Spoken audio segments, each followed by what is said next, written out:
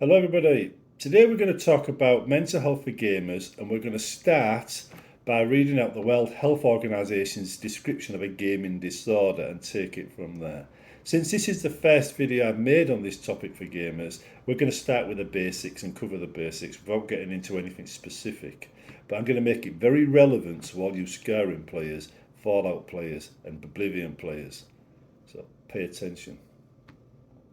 Now, for gaming disorder to be diagnosed, the behaviour pattern must be of significant severity to result in significant impairment of personal, family, social, educational, occupational, and other important areas of functioning, and would normally have been evident for at least 12 months, said the World Health Organization.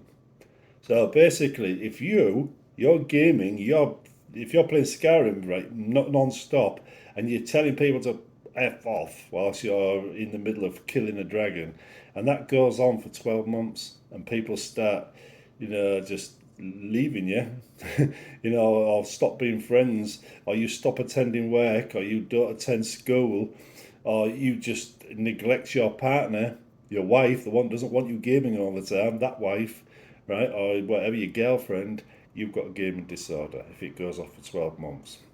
That means if you're doing it now and you haven't been doing it for 12 months, you're heading for a gaming disorder. And it's time to make some changes.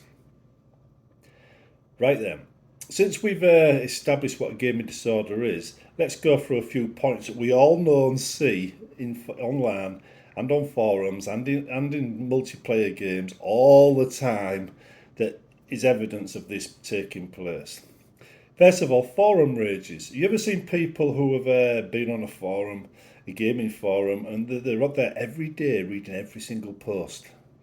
Right? They're heading for a gaming disorder there. I know this personally. They get too close. The reason why it's obvious to me is because, like anything else, too much of anything is a bad thing. Too much drink is a bad thing. Too many drugs is a bad thing. Too much time on the forums is a bad thing. It all heads in a bad direction. You have too many cream cakes, you get fat. It's a general rule in life, too much of something is a bad thing. You need to back off and take everything in moderation. So if you're in a forum and you find yourself getting angry because you're seeing the same post coming up over and over again, you're the one that has to back off. For your own sake, you have to back off and spend less time on that forum. You can introduce a restriction for yourself, but even an hour a day is quite a lot to be spending on a forum. And if you're sat there waiting for the next post, you've definitely been on that forum too long and you're definitely heading down that road. Now, mods. Right, if you're a Bethesda gamer, then you would be probably dealing with mods. If you find yourself installing a mod and getting angry, or getting angry over, say, mod lists because you're spending hours and hours and hours working on yours, and when it all goes tits up, you suddenly blaming people and lashing out because it hasn't worked and it's everybody's fault but yours. Right? Again, that's evidence of you're heading on down that road. Because you should not be getting mad when playing games or installing mods and stuff like that. And you certainly shouldn't be getting mad for a whole year over it, right? So be aware that every time someone makes you react emotionally to these things, you're actually setting yourself up, for a mental health issue. Now, gaming, if you absorb yourself, and this is what most people think of a gaming disorder, if you absorb yourself in a game so completely, the rest of the world is left behind. That's good. Some games, when they're new, will do that to you. That's what they're supposed to do. Right? Now, if you get, say, Starfield, you like me, would probably spend 100 hours in it easy. Just totally absorbed by the game. People have been knocking on the door, and you go, "Sorry, I'm playing Starfield." That's normal. But if it goes on for a year, that's not normal, right? So understand there are degrees. The fascination of a new games will make you want to play it constantly. But there should be a point when you start to back off from the game and you start to let life back in. And at that point, if that doesn't happen, then you're on that road there. That's where it is. Now, before we actually to just say games are all bad and they cause all these problems, they don't. Multiplayer games give some people who don't get out much or can't get out much contact with other human beings. So they're good. They're part of social interaction. and it's good for their mental health to have that interaction. And sometimes if they don't have any other way, like if they're disabled, they don't have any other way of getting out, or they can't go for walks with people because they've got no legs or difficulty moving, then being in, say, the Elder Scrolls Online with their friends running across the country is very liberating for them and extremely healthy for them, because it gives them the freedom they don't have in real life. If you're actually on a forum talking to your friends about a game, you wouldn't necessarily have the same conversations in your own house because you've got one computer and 6 people. It wouldn't work. In the old days before the internet, we had LAN meetings where we had all our computers connected up, and that was as close as we got to that kind of thing. And then when the internet came along and we could play online, and all my friends slowly got internet accounts, we were able to play anywhere we liked. Then we stopped playing completely. We play with everybody else but each other. But the point is, the gaming is a liberating experience. It's a positive experience too. But like I keep saying to people, it says too much of anything is a bad thing. Everything in moderation should be the rule you're looking at. Now, if we look at people's behaviour towards me back in, say, 2012, or 2008 in fact onwards, where there were death threats, right?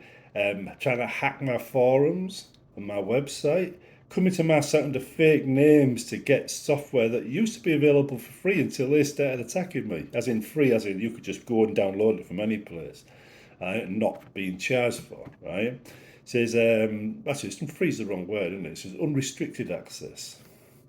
The restricted access only came as a result of the targeting and the threats that were being made towards me. Now, let's put this in perspective. I was a mod maker releasing mods for free, and I was being threatened with death because of it by people who were openly making these threats on Bethesda's forums. That's a mental health issue. Those doing that had a mental health issue. Those who came to my site to attack it, to hack it, or thought it's funny, that's a mental health issue. It's also a crime, right? So they were criminals and they had a mental health issue. These are the kind of behaviour you get when you're too absorbed into a game to realise you've already crossed a social taboo line. This is where you've already become a criminal, a mental health patient, and you haven't realised it. You can push other people into that category as well by behaving that way, especially when you get a lot of people targeting one person.